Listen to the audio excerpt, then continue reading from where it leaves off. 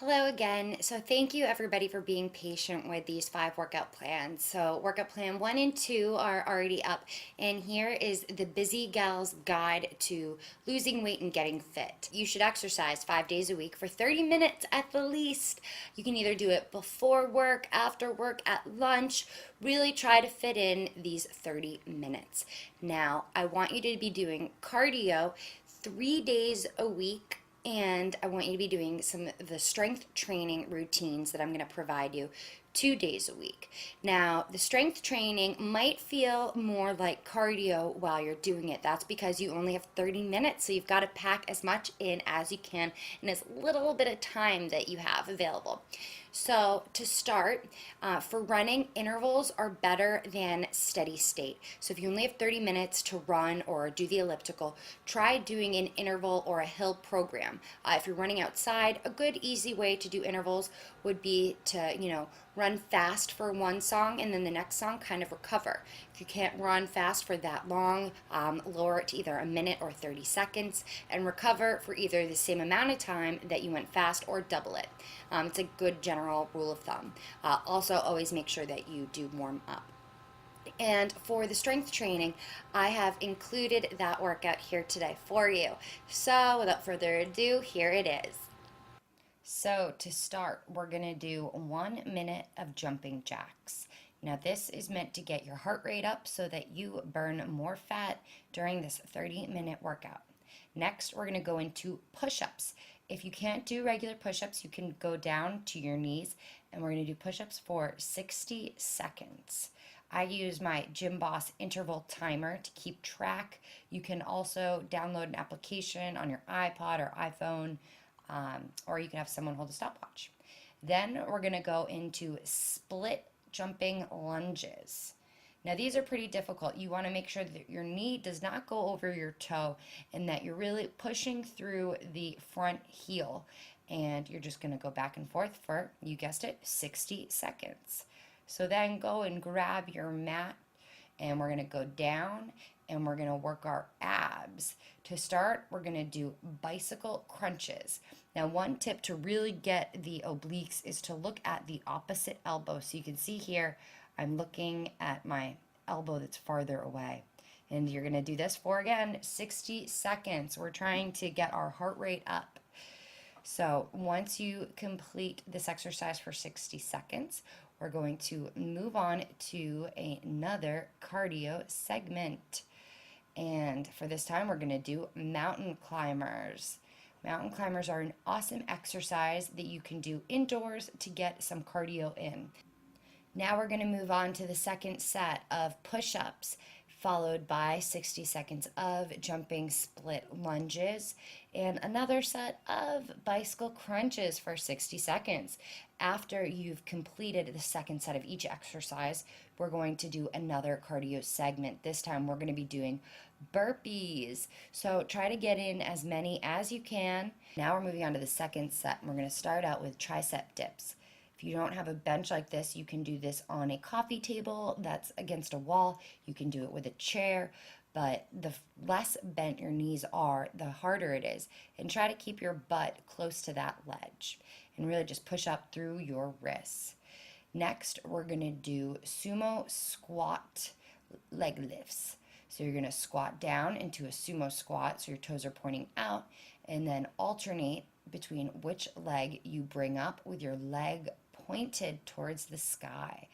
Now these might be kind of difficult at first. You don't have to bring your legs too far up, but do as best as you can. And again, you're going to do each exercise for a full minute. And then we're going to go into some abs. We're going to actually do the Pilates 100. So you're going to breathe in 1, 2, 3, 4, 5. Breathe out 1, 2, 3, 4, 5. And you want to make sure that your stomach is tight. You can punch your stomach to make sure that it is tight. If this is too hard for you, you can raise your legs up towards the ceiling. But if you want a more advanced, you want to have your legs out, and you can even try keeping them bent. And again, breathe in for 5 and out for 5. We're only going to do the Pilates 100 for 60 seconds, so you don't have to go all the way to the 100. Now we're going to do another cardio segment. This time we're doing high knees. Really drive your knees up in the air. You only have to do this for a minute. And then we're going to go back and do the last 3 exercises one more time. So we're going to do the tricep dips for another minute, the sumo squat leg lifts for a minute, and lastly, we're going to top it off with the Pilates 100, but just for 60 seconds. Then we're going to do another cardio segment. We're going to do jump rope for 60 seconds. If you have a jump rope, great. If you don't, you can just do the motions with your hands. So now we're going to do 3 more exercises and then another cardio followed by the same 3 exercises again. So first up are single-legged deadlifts. Now you're going to balance on one leg and extend down, touch your hands a few inches in front of your toe, and really try to concentrate and balance. You can look at an object that's not going to move on the ground, and you really want to push back through the hip whose foot is on the ground, and make sure that your core is tight to also make sure to keep your stability. Now we're going to go down on the ground in plank position, and you're going to keep your foot flexed and raise up your foot. We're going to do 10 reps on one leg and then switch. And once you do another 10, you're going to switch again.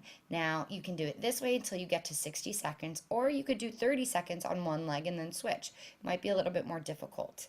After you do that, you're going to get down on the ground, and we're just going to do some lower ab exercises with some leg lifts. Now, if you want to get more of an oblique exercise, you can twist when you get to the top to one side, and then go down and then twist again on the other side. Now, really, you want to breathe out when you reach your legs up, suck in, and now breathe out. So this exercise is great for your lower abs and also your obliques. Now we're going to move into our second to last cardio segment. We're going to do a squat with a crunch. Standing up, that is. Feet shoulder width distance apart. You're going to squat down and reach your elbow to your opposite knee, crunching down on that oblique. Make sure that your abs are engaged, sucking your belly button to your spine.